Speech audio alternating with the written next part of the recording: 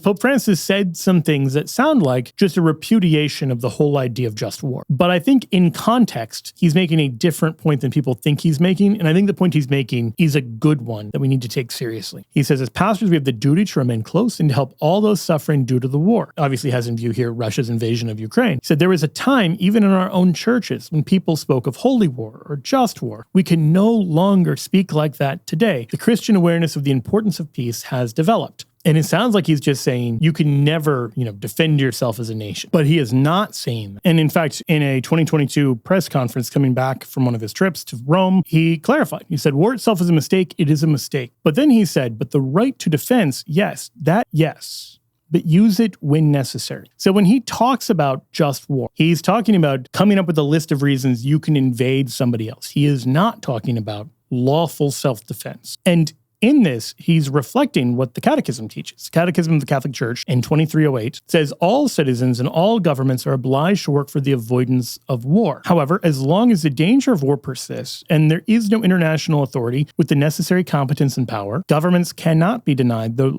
right of lawful self-defense once all peace efforts have failed. That, in turn, is a quotation, by the way, of the Second Vatican Council, Gaudium et Spes, which then talks about how there are state authorities and others who share public responsibility, who have the duty to conduct such grave matters soberly and to protect the welfare of the people entrusted to their care. But it is one thing to undertake military action for the just defense of the people and something else to seek the subjugation of other nations. So you can't just invade neighboring countries and use just war as a pretext for it. Now, that is a shift. Understand, in the past, there were Catholic theologians who argued on the grounds of just war, you could sometimes invade other nations that were not planning to invade you. Not as self-defense, but just for whatever other reason, you had a just cause to invade them. And the church is saying, no, you can legitimately use the state defensively, but you cannot just go around attacking other nations, even if you think, they've got something that belongs to you, say. And I think there's a few reasons for this shift, but I think it's a good shift. I think it's also important to note, if this is right, there is, in a certain sense, no such thing as a just war. You'll sometimes hear that kind of language. That does not mean the principles of just war don't apply. It means that you can't have a conflict in which both sides are legitimately involved in a just war. There can be just war on the side of one, but it's an unjust war on the side of the aggressor, on the side of the one who's attacking without justification this other party. So